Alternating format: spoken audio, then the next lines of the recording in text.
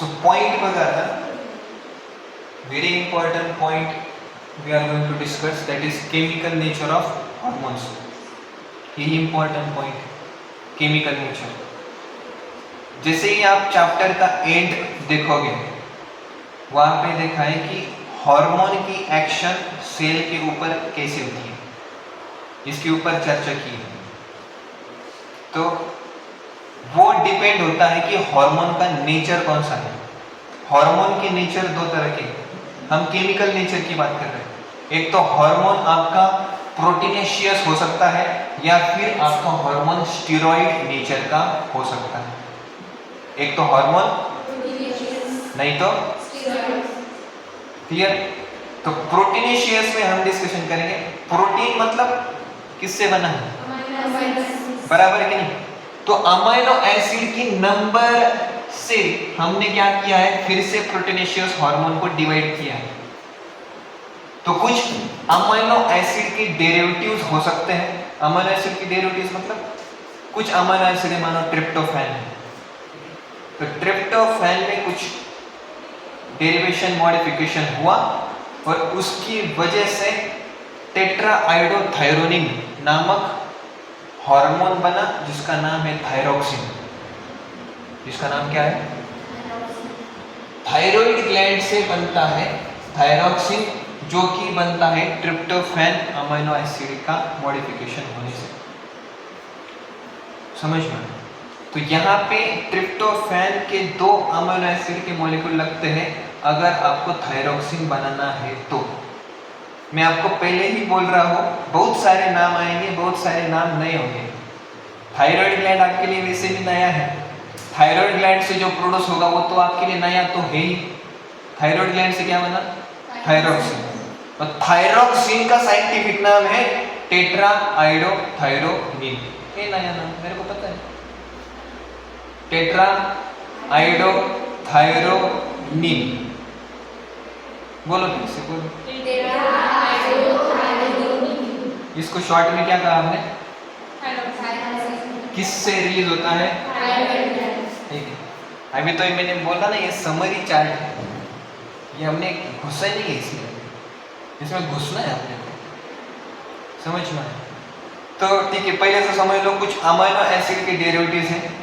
कितने amino acid, 10 amino acid से कम वाली कैटेगरी में कौन कौन आता है. देखो, पहले आता है थायरोक्सिन, दूसरा आता है एपिनेफ्रिन, तीसरा आता है नॉरएपिनेफ्रिन. थायरोक्सिन ग्लैंड ये होता है प्रोड्यूस थायराइड ग्लैंड से. एपिनेफ्रिन, नॉरएपिनेफ्रिन ये प्रोड्यूस होता है एड्रिनल मेडुला. एड्रिनल ग्लैंड कहाँ पे है, पहले ये जानो. कहाँ पे होती है, किडनी का दूसरा नाम है रीनल, और रीनल को ऐड है एड्रिनल. किधर ऐड है, ऊपर की दिशा में ऐड है, तो इसलिए हमने उसको नाम दिया एड्रिनल ग्लैंड. या फिर सुपीरियर साइड में है सुप्रारीनल ग्लैंड. तो ग्लैंड है, जैसा ब्रेन था, ब्रेन के दो पार्ट पाड़े डाले, जैसा सेरिब्रम में आपका सेरिब्रल कॉर्टेक्स, सेरिब्रल मेडुला, उसी तरीके से एड्रिनल ग्लैंड का एड्रिनल कॉर्टेक्स वाला पार्ट भी होगा, एड्रिनल मेडुला वाला पार्ट भी होगा. एड्रिनल कॉर्टेक्स से तो स्टेरॉइड हार्मोन रिलीज होते हैं, लेकिन एड्रिनल मेडुला से प्रोटीनेशियस हार्मोन रिलीज होते हैं. क्या ये इमरजेंसी हार्मोन है, हमने ऑलरेडी डिस्कशन किया था. एपिनेफ्रिन, नॉरएपिनेफ्रिन ये है इमरजेंसी हार्मोन, जो कि एड्रिनल ग्लैंड की एड्रिनल मेडुला से रिलीज होते हैं. क्लियर. उसके बाद कुछ शॉर्ट पेप्टाइड है. शॉर्ट पेप्टाइड मतलब 30 अमीनो एसिड के कम नंबर से बने हुए कुछ हार्मोन है. इसमें नाम आता है एमएसएच, ऑक्सीटोसिन, वैसोप्रेसिन. एमएसएच मतलब मेलानोसाइट स्टिमुलेटिंग हार्मोन. क्या है, मेलानोसाइट स्टिमुलेटिंग हार्मोन. मुझे पता है, मुझे एकदम शॉर्टकट में लेना है सारी चीजें, क्योंकि इसके ऊपर मैं बाद में चर्चा करने ही वाला हूँ 100%. साथ में पढ़ेंगे, दोनों कष्ट करेंगे, सारी चीज डिटेल में समझ के लेंगे. ये साइड की कुछ लाइन नहीं बाकी रहेगी. एमएसएच फिर ऑक्सीटोसिन, फिर वैसोप्रेसिन। ये मैसेज ऑक्सीटोसिन, वैसोप्रेसिन। ये मैसेज जो है ये आपकी एंटीरियर पिट्यूटरी से रिलीज होता है। एंटीरियर पिट्यूटरी को इन जनरल साइंटिफिकली नाम दिया है एडिनो हाइपोफाइसिस। क्या नाम दिया है? Adeno hypophysis. जबकि ऑक्सीटोसिन एंड वैसोप्रेसिन, हर एक चीज ऑक्सीटोसिन एंड वैसोप्रेसिन बनता है हाइपोथैलेमस में, बनता है हाइपोथैलेमस, लेकिन रिलीज होता है पोस्टीरियर पिट्यूटरी से। रिलीज कहां से होता है? Posterior pituitary. बाद में रिपीट होगा सारी चीज। बनता है, रिलीज होता है पोस्टीरियर पिट्यूटरी से, लेकिन मेलानोसाइट स्टिमुलेटिंग हार्मोन बनता है एडिनो हाइपोफाइसिस में। समझ में? डिटेल में हर एक चीजें आएगी, हर एक चीज आएगी। अभी आपको एडिनो हाइपोफाइसिस क्या है प्रॉपरली पता नहीं है। एनसीईआरटी सिर्फ क्लियरली एक लाइन बोलती है कि in general your pituitary gland is anatomically divided into two parts, adeno hypophysis and neuro hypophysis. उसको हम डिटेल में डिस्कशन करेंगे।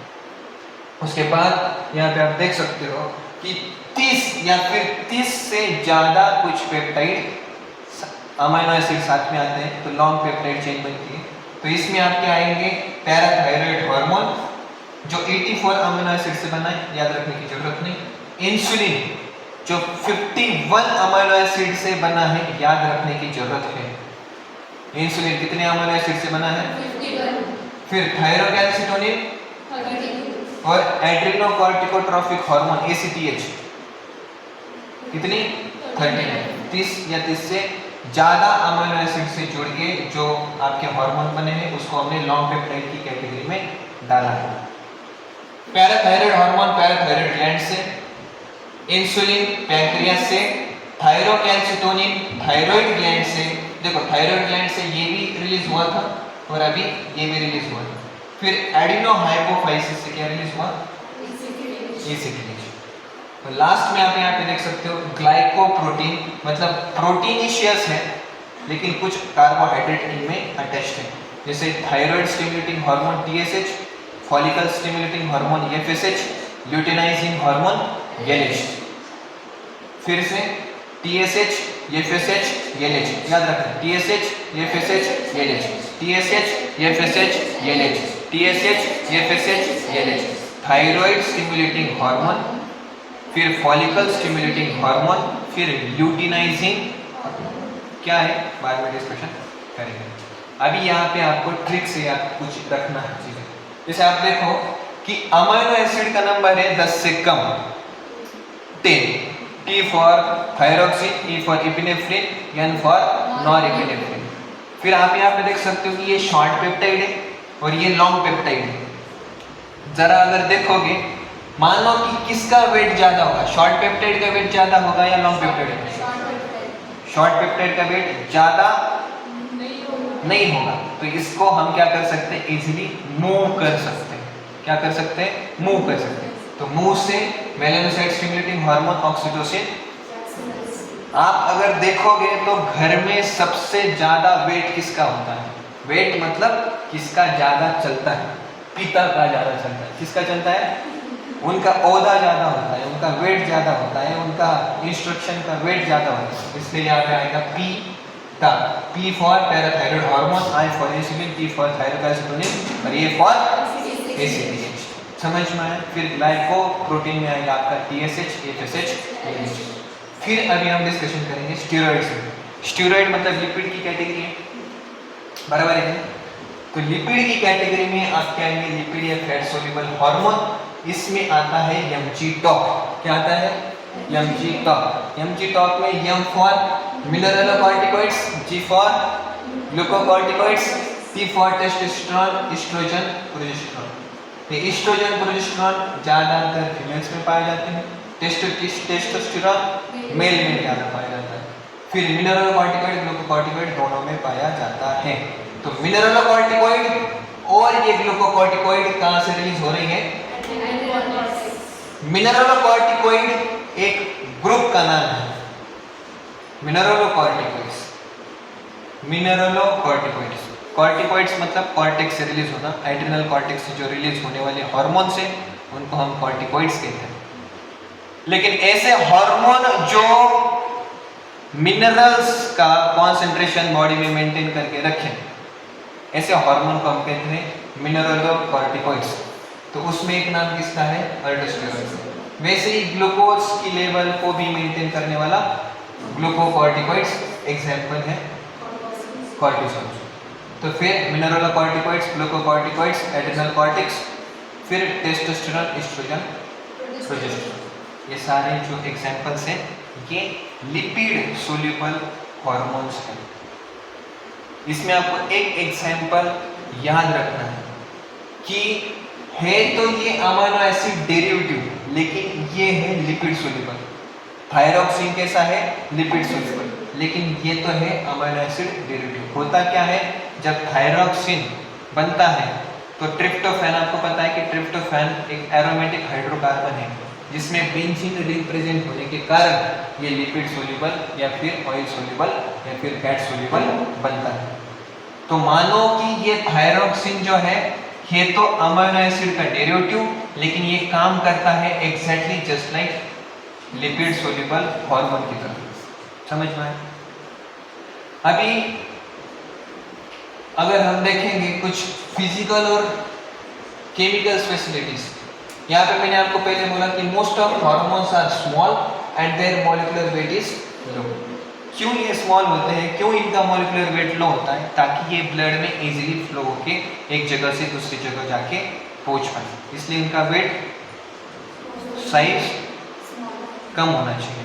दूसरा पॉइंट, मोस्टली हार्मोन्स किसमें सोल्यूबल होते हैं और कुछ हार्मोन किसमें सोल्यूबल होते हैं and are easily diffusible in tissue. Small है, पानी में घुल सकते हैं, सेल्स या टिश्यू में घुल सकते हैं, मिल सकते हैं, तो फिर ये easily their secretion always occurs in small quantity because they are very reactive substances. और हार्मोन्स जो है जैसे ही इनका यूज हो जाता है बॉडी में, इनको क्या किया जाता है? कभी भी इनको स्टोर नहीं किया जाता है। सिर्फ एक ही मात्र ऐसा हार्मोन है जिसका नाम है थायरॉक्सिन। थायरॉक्सिन को क्या किया जाता है? जैसे ही उनका सिंथेसिस किया जाता है, कुछ समय तक या इवन कुछ दिनों तक या इवन कुछ हफ्ते तक इस थायरॉक्सिन हार्मोन को थायराइड ग्लैंड में स्टोर करके रखा जाता है। सिर्फ एक ही मात्र ऐसा हार्मोन है जो कि बॉडी में स्टोर करके रखा जाता है। समझ में? सिर्फ एक ही हार्मोन है। क्यों? क्योंकि इस हार्मोन की सिंथेसिस डिपेंड करती है आयोडीन की कॉन्सेंट्रेशन के ऊपर, और पता नहीं आयोडीन मिले या ना मिले, बराबर है। तो इसलिए क्या किया जाता है, बॉडी में इसको स्टोर करके रखा जाता है। अभी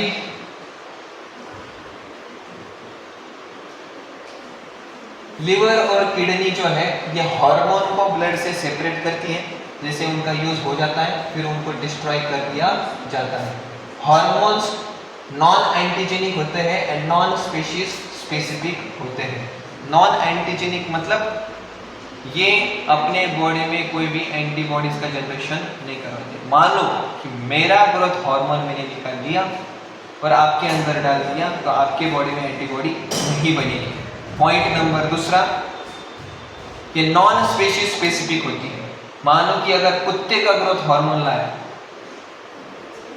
वो तो स्पीशीज अलग है कुत्ते की, आपकी स्पीशीज अलग है, तो भले ही कुत्ते का ग्रोथ हार्मोन लाया आपके अंदर डाला फिर भी आपके अंदर काम करेगा, क्योंकि वो नॉन स्पीशीज स्पेसिफिक, उसका नेचर से।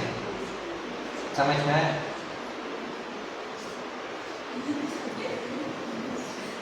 Usually hormones do not participate in the metabolic activities of target cells, but they affect and control the activity of this target. खुद यूज नहीं होते हैं मेटाबॉलिक एक्टिविटी में, लेकिन मेटाबॉलिक एक्टिविटी को control करते हैं। अभी इस प्रश्न के कुछ उत्तर दो। Which of the following hormones is not proteinaceous in nature? Aldosterone. Prostaglandins are नया हार्मोन है।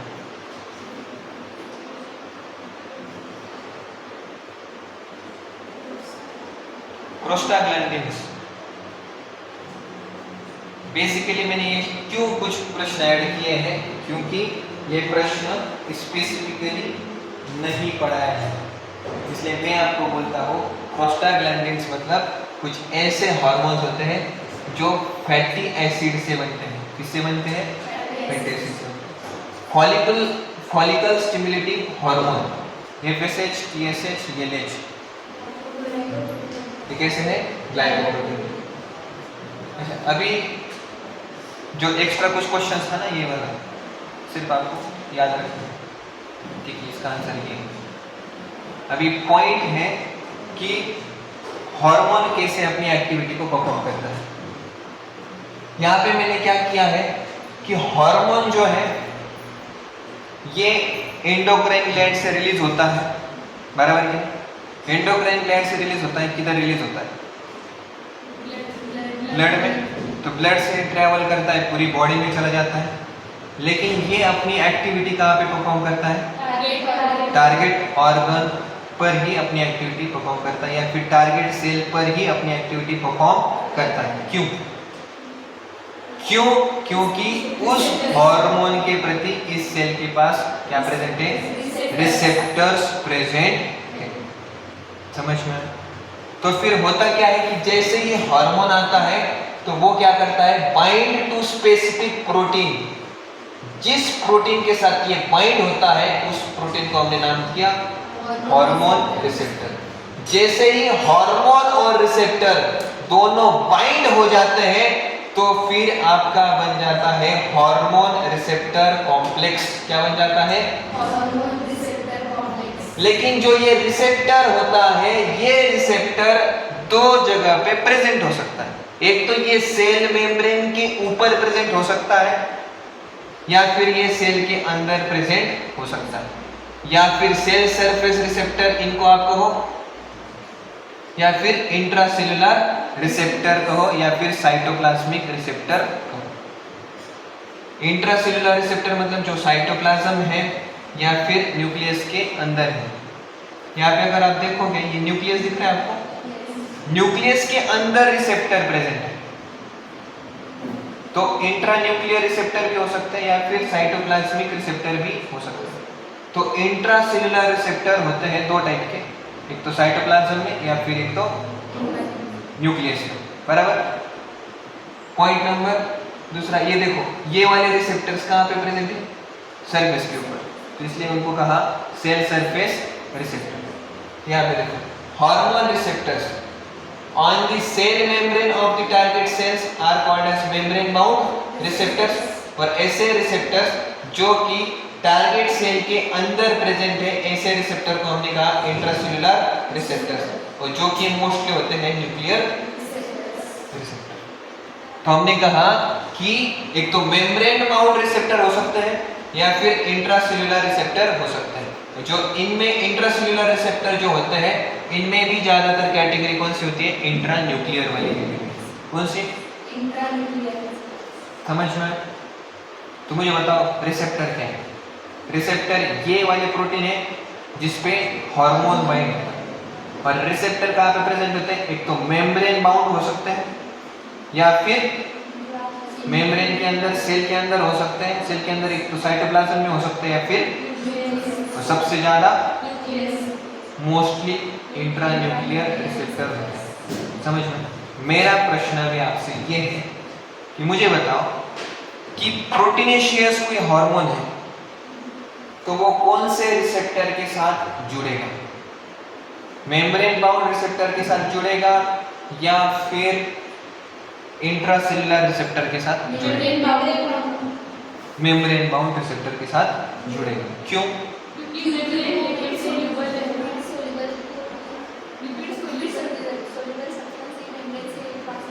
हाँ, क्योंकि हार्मोन्स जो प्रोटीनेशियस हार्मोन होते हैं ये वाटर सोल्यूबल होते हैं। तो वाटर सोल्यूबल हार्मोन्स जो होते हैं या जो प्रोटीनेशियस हार्मोन होते हैं ये कभी भी सेल को क्रॉस करके अंदर नहीं आ सकते। इसलिए अगर उस हार्मोन को इस सेल के साथ कुछ करना भी है तो इसके रिसेप्टर सेल के मेम्ब्रेन में ही प्रेजेंट होने चाहिए, क्योंकि ये हार्मोन अंदर नहीं जा सकता। समझ में? लेकिन जो स्टेरॉइडल हार्मोन है, जो लिपिड सोल्यूबल हार्मोन है, वो क्या कर सकते हैं, सेल मेम्ब्रेन के अंदर आ सकते हैं। क्यों आ सकते हैं सेल मेम्ब्रेन के अंदर? क्योंकि ये भी लिपिड का पार्ट है और मेम्ब्रेन भी लिपिड का पार्ट है, तो ये लिपिड मिक्स होके ये हार्मोन अंदर आ सकते हैं। समझ में? तो lipid soluble hormone MG top ये अंदर घुस सकते हैं, लेकिन जो प्रोटीनेशियस हार्मोन जितने भी हम लोगों ने नाम देखे, वो उनके रिसेप्टर कहाँ पे प्रेजेंट है? मेम्ब्रेन में प्रेजेंट है। समझ में आया? लेकिन मैंने आपको बोला था कि जो थायरोक्सिन हार्मोन है, कौन सा हार्मोन? थायरोक्सिन हार्मोन के रिसेप्टर कहाँ पे प्रेजेंट है? मेम्ब्रेन में प्रेजेंट है, फिर मेम्ब्रेन के अंदर प्रेजेंट है। समझ में आया? क्योंकि थायरोक्सिन बना तो अमीनो एसिड से है, लेकिन उसका नेचर लिपिड सोल्यूबल है, इसलिए उसके रिसेप्टर कहाँ पे पाए जाते हैं? मेम्ब्रेन के अंदर। रिसेप्टर दो टाइप के हैं, मेम्ब्रेन बाउंड रिसेप्टर या फिर इंट्रासेल्युलर रिसेप्टर। समझ में? कितना टाइम हो? 4:30 हो।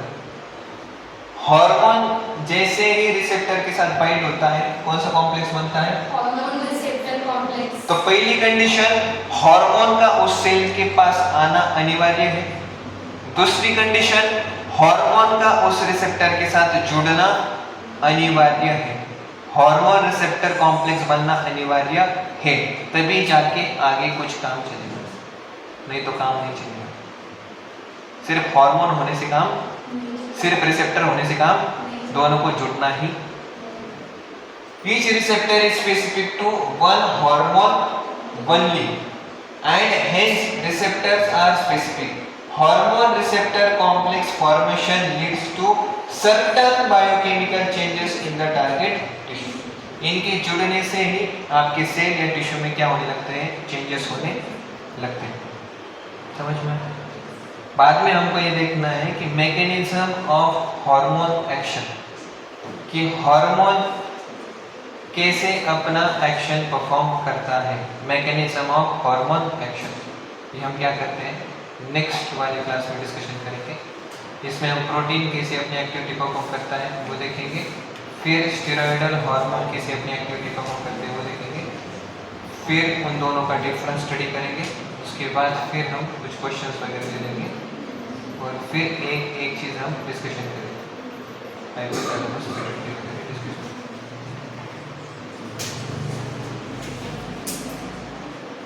तो मैं क्या करता हूँ, आपको इसकी पीडीएफ भेज देता हूँ।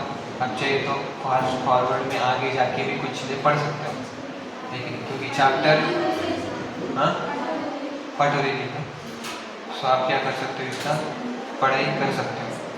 रिवीजन मतलब क्या करना है आपको, पढ़ाई आपको कुछ नहीं है, फिर भी आपको पढ़ना है, क्योंकि उसके नाम, मान लो ये नाम है, इसकी स्पेलिंग याद करोगे या इसका मीनिंग याद करोगे, ठीक है? तो क्या है कि आप समझो थोड़ा मैं क्या कहना चाहता हूँ।